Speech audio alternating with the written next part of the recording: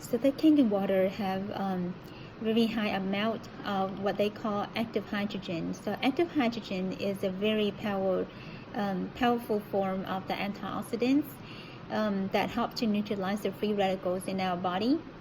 So again, I forgot to mention that an antioxidant means that it's something that can donate that missing electron to the free radicals, but it won't turn itself into a new free radicals. So that's very important because it's helped to neutralize something without turning something into something bad. So I mean, it just helped to stop the process of the oxidation, or at least slowing it down. So that helped to reverse, tissue damage and causing health problems. So that's why it's very important. So the second property of the Kangen water is the alkalinity. Alkalinity is, I know that our body, it has certain mechanism to help neutralize acid and base balance, they call. And the process is called homeostasis, meaning that our body always keep things in balance by itself. And I do understand that, but think about if our body always do the way it's supposed to do and function the way it's supposed to be always, perfectly, then we never get sick, right?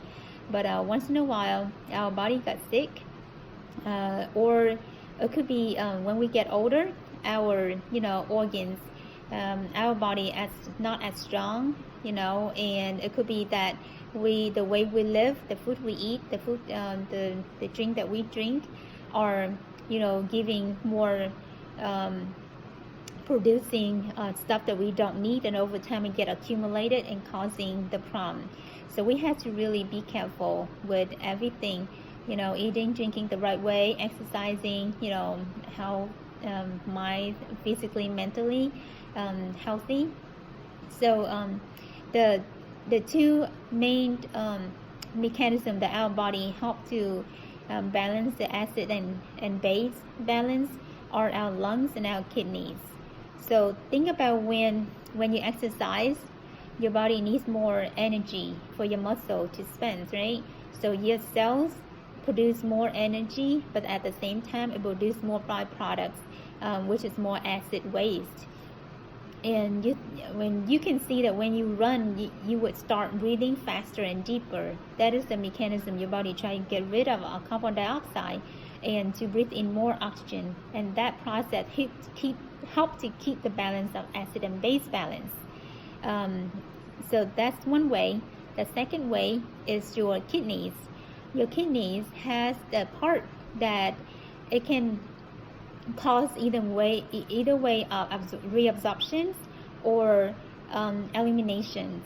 So it depends on the pH or the base, the pH, acid and base in our body. It can adjust that filtrations or reabsorption to help balance out. But then there's another third mechanism that is used for when your body cannot keep up with the acid and base balance anymore by using our lungs and kidneys. The third mechanism gonna kick in, and that is when your body is pulling minerals that naturally occur or naturally available for our body to use. And the most abundant form is the calcium, and of course calcium you mainly from your bone and your teeth. That's the reason why it's explaining why people, when they eating a lot of acidic food or a lot of sweet food, they will more prone to have teeth problem and bone problem, what they call osteoporosis, brittleness of the bone.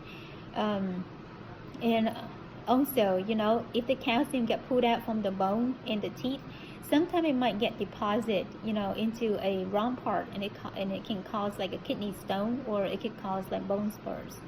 So there's some signs that it can tell that your body has too much acid waste in the body. That's including that when your body feels fatigue means that you have no energy, and it is because of when you have too much acid waste and your body cannot get rid of it. It's staying inside our body, and it prevents our cells to get absorbed the nutrients that it needs. So at the same time, it cannot produce enough energy for you to feel that, to make, and that causing you to feel tired, no energy. And second reason is when your body, very acidic, it will give a lot of, it provide like an environment that a lot of microbes, bacteria and yeast infections and all that, it can happen too. And it thrives in that environment, so your body always have to keep up, try to get rid of it, try to keep your body healthy, it working hard continuously, and over time it get exhausted. And that's why you can more prone to get sick, and you don't have energy, you don't feel energetic, you always feel tired, sleepy, and weight gain. So that could be side of it. Other than that, you can see that if you eat a lot of sugary food in a few days, you can even realize that your skin start changing. You start having acne or even eczema, and some people can even have a lot of mucus, in the chest or back of the throat. That could be signs of the too much acid too. That is because your body tries to get rid of, the excess acid. So it tries to do any way it can. So be careful if you have those signs. That could be the sign your body just, out of the balance.